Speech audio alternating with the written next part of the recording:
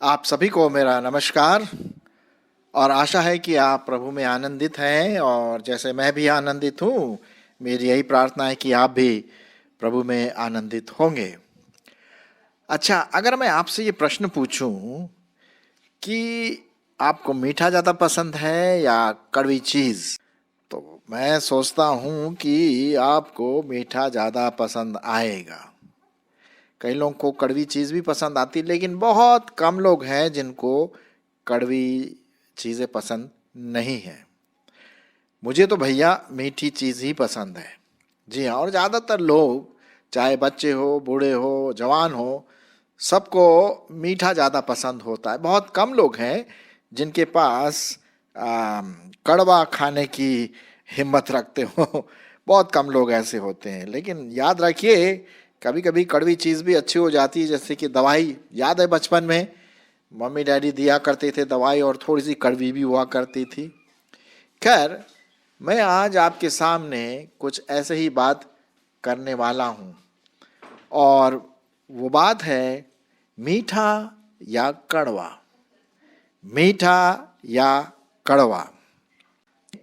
हम देखते हैं कि परमेश्वर ने हमारे जीव में सब प्रकार के टेस्ट करने की क्षमता दी है। मीठा, कड़वा, मिर्ची वाला और खट्टा, अलग अलग प्रकार के। और प्रभु परमेश्वर कभी कभी इन चीज़ों से भी अपना वचन सुनाते हैं। अब जैसे कि आप देख रहे हैं कि ये पिक्चर जो आपके मोबाइल में है या लैपटॉप में आ रहा है, बाइबल है बीच में, और दोनों तरफ, एक तरफ तो नीम का पत्ता है और दूसरी तरफ जलेबी है। जलेबी और नीम का पत्ता। मेरे ख्याल में जैसे ही आप जलेबी का नाम सुने होंगे तो ज़रूर मुंह में पानी आया होगा, है कि नहीं? क्योंकि जलेबी मुझे भी बहुत पसंद है और शायद आपको भी पसंद हो। लेकिन शायद ज़्यादा जलेबी नहीं खाना चाहिए, लेकिन थोड़ा बहुत टेस्ट के लिए ठीक है। तो जलेबी एक तरफ और नीम का पत्ता या पत्तियाँ दूसरी तरफ। मीठा और कड़वा। कभी आपने नीम की पत्ती खाई है? ओ हो, बहुत कड़वी होती है, लेकिन उसी से मेडिसिन भी बनता है और बहुत सारी चीज़ें, बड़े लाभदायक की चीज़ें होती हैं उसमें मेडिसिन के रूप में। और बीच में बाइबल है और एक क्वेश्चन मार्क है, एक प्रश्नवाचक चिन्ह है। आखिर कौन सा परमेश्वर का वचन कौन सी बातों का प्रतीक है? जलेबी है या नीम का पत्ता, या दोनों? चलिए हम परमेश्वर के वचन को देख लेते हैं कि परमेश्वर का वचन क्या कहता है। मैं आपके लिए पढ़ूंगा यहेजकेल उसका 3 अध्याय 1 से 3 पद। यहेजकेल उसका 3 अध्याय 1 से 3 पद सुनिए। तब उसने मुझसे कहा, हे मनुष्य की संतान, जो तुझे मिला है उसे खा ले, अर्थात इस पुस्तक को खा ले। तब जाकर इज़राइल के घराने से बातें कर। इसलिए मैंने मुंह खोला और उसने वह पुस्तक मुझे खिला दी।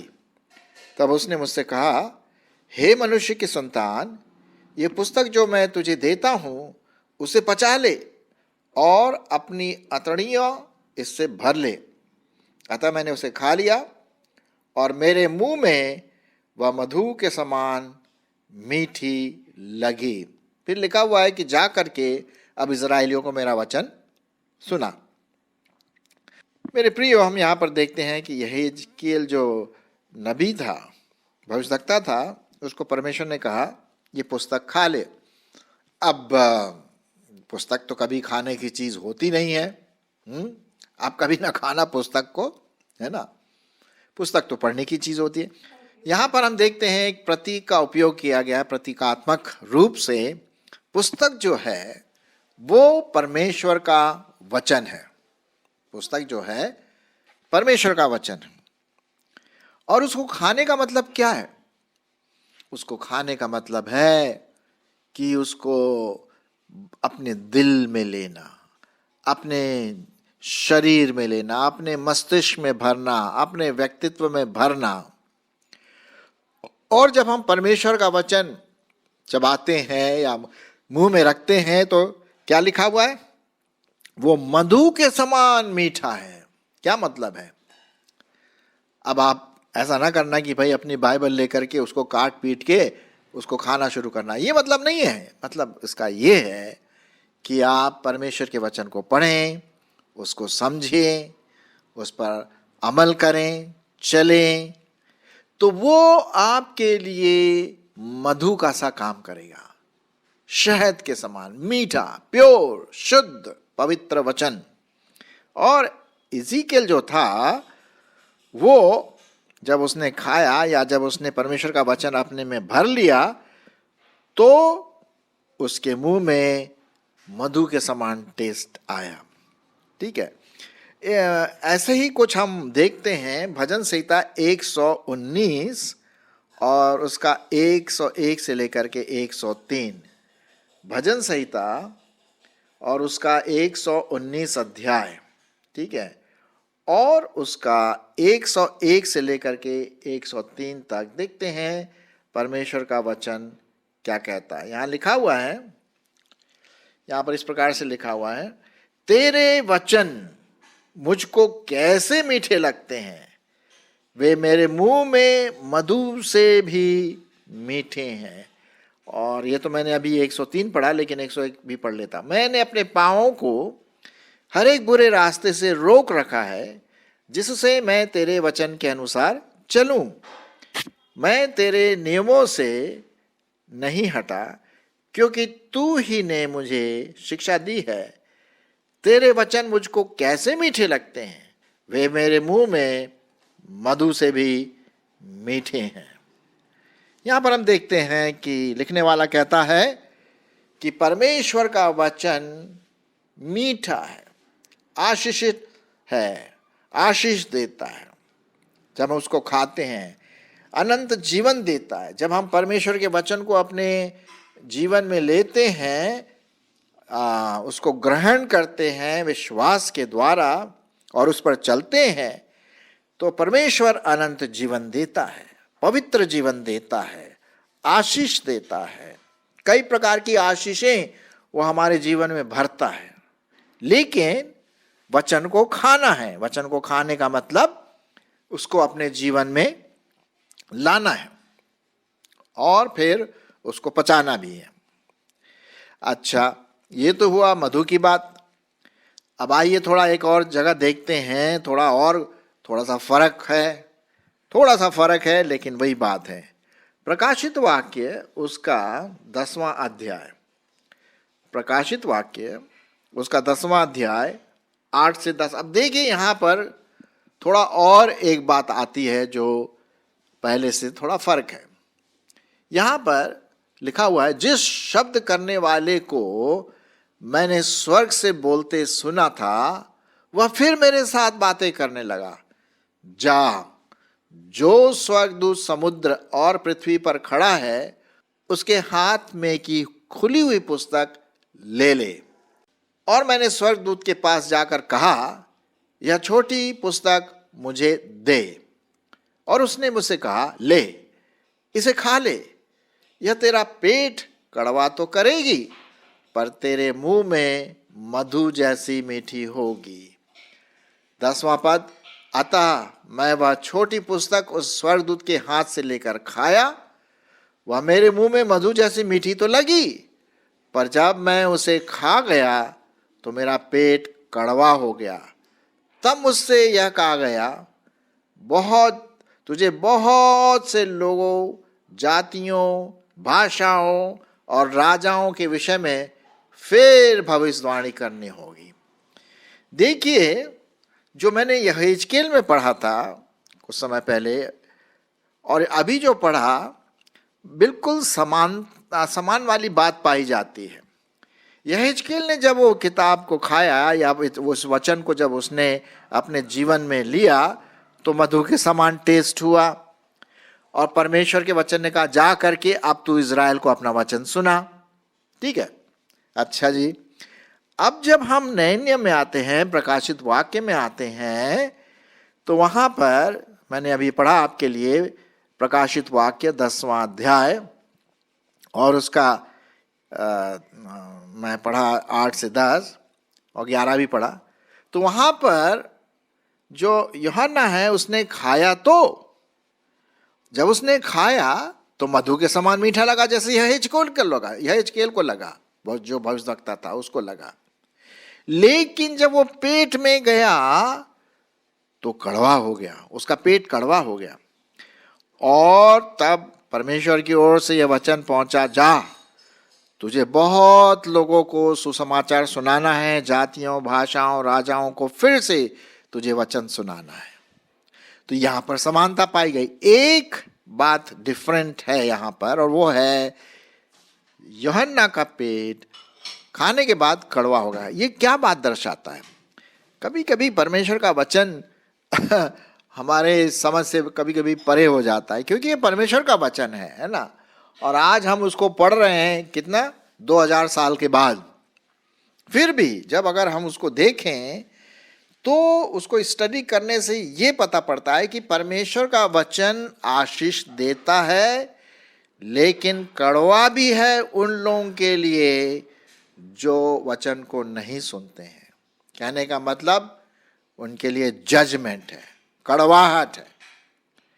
शायद आपने बाइबल में पढ़ा होगा, लिखा हुआ बाइबल में, कि सुसमाचार का प्रचार कई लोगों के लिए तो बहुत अच्छी खुशबू का कारण बन जाता है, और कई लोगों के लिए सुसमाचार का प्रचार दुर्गंध बन जाता है, कड़वा, नकारात्मक, जजमेंट, न्याय, नाश, इस बात को दर्शाता है। परमेश्वर का वचन दोनों है, मीठा भी है और कड़वा भी है। और इसलिए जब भी हम परमेश्वर का वचन सुनाते हैं तो हमें दोनों बात बताना चाहिए कि भाई देखिए, परमेश्वर का वचन मैंने सुनाया आपको, लेकिन अगर आप इस पर अमल नहीं करेंगे तो ये कड़वा हो सकता है, ये कड़वा हो सकता है, आप पचा नहीं पा रहे हैं, ये कड़वा है, और एक जजमेंट आ सकता है, न्याय आ सकता है, पापी जीवन आ सकता है, मौत आ सकता है।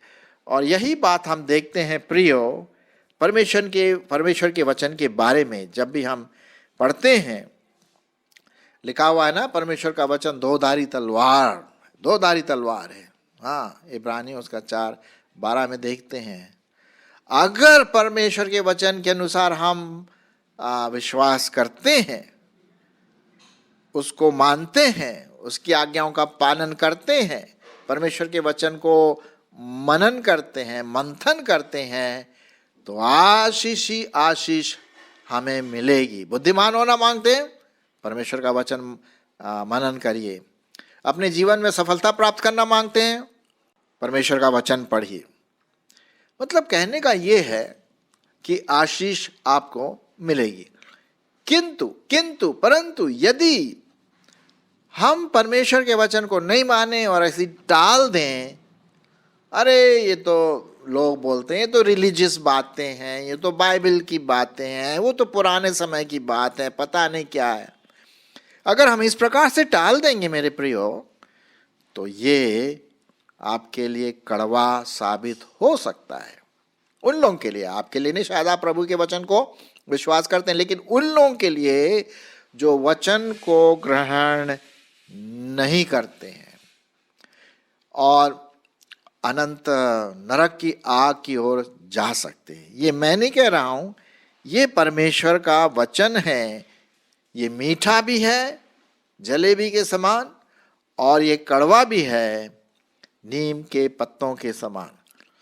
अब आपके ऊपर है कि आप क्या परमेश्वर के वचन से लेना मांगते हैं। एक प्रश्न है आपके दिमाग में, एक प्रश्न है, मैं क्या करूं?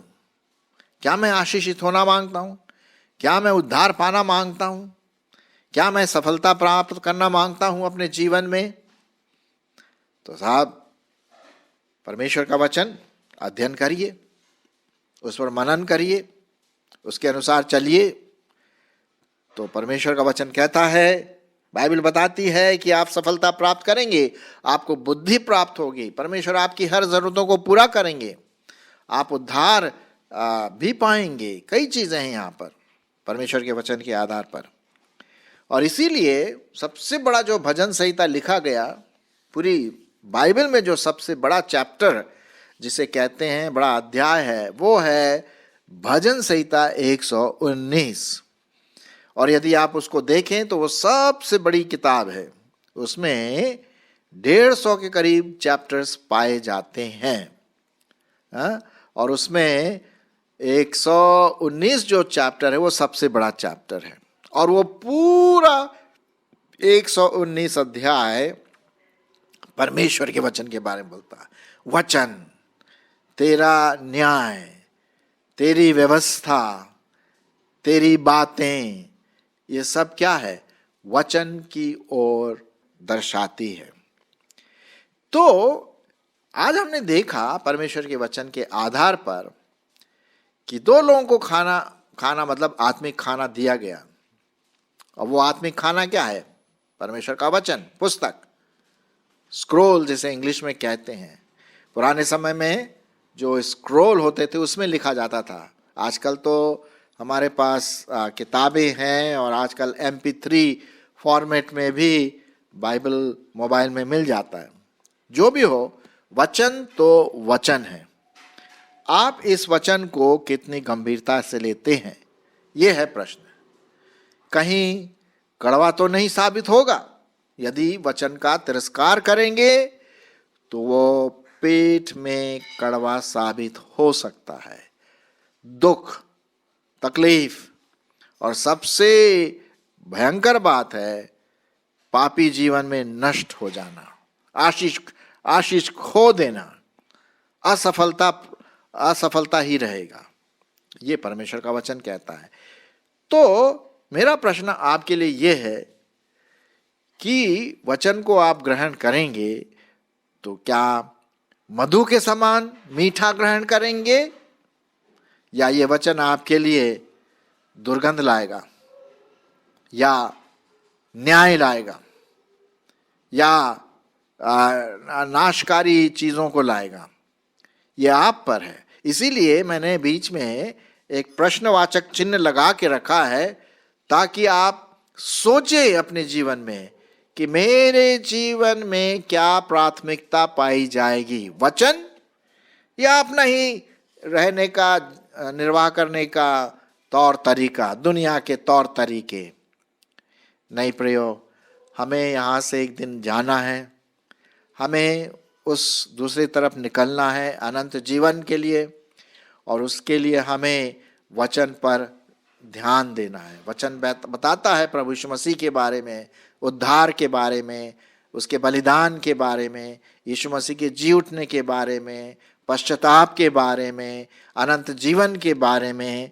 ये सब बुद्धि की बातें हैं, ज्ञान की बातें हैं, सफलता की बातें हैं, जो पूरे मनुष्य जाति के लिए है मधु के समान, मीठा मीठा। हाँ, सबको पसंद है मीठा। मेरे ख्याल में कोई नहीं ऐसा व्यक्ति होगा जिसको मीठा पसंद ना हो। जी हाँ, लेकिन तिरस्कार अगर हम करें तो समस्या आ सकती नहीं, आ जाएगी, क्योंकि ये वचन कहता है ऐसा। इसलिए आइए हम परमेश्वर के वचन को प्राथमिकता दें, उसका मनन करें, वचन का मनन करें, उसके अनुसार चलें। प्रकाशित वाक्य 1:3 में लिखा हुआ है, धन्य है वो व्यक्ति जो इस वचन को पढ़ता है, जो इस वचन को सुनता है और जो इस वचन के अनुसार चलता है, क्योंकि समय निकट है और उस पर आशीष होगी। तो अगर आप वचन को पढ़ेंगे, सुनेंगे और मनन करेंगे, चलेंगे, तो आप धन्य हैं। मेरी यही कोशिश रहती है कि मैं भी वचन पर ज़्यादा ध्यान दूं, इधर उधर की बातों को न ध्यान दूं, क्योंकि अंत में वचन ही है जो हमें अनंत जीवन की ओर इशारा करता है। सो आइए हम वचन को प्राथमिकता दें। अंत में मैं आपके लिए पढ़ूंगा वचन से संबंधित ही एक भजन संहिता 1। सुनिए, क्या ही धन्य है वह पुरुष जो दुष्टों की युक्ति पर नहीं चलता और न पापियों के मार्ग में खड़ा होता और न ठट्ठा करने वालों की मंडली में बैठता है, परंतु वह तो यहोवा की व्यवस्था से प्रसन्न रहता और उसकी व्यवस्था पर रात दिन ध्यान करता रहता है। वह उस वृक्ष के समान है जो बहती नालियों के किनारे लगाया गया है और अपनी ऋतु में फलता है और जिसके पत्ते कभी मुरझाते नहीं। इसलिए जो कुछ वह पुरुष करे वह सफल होता है।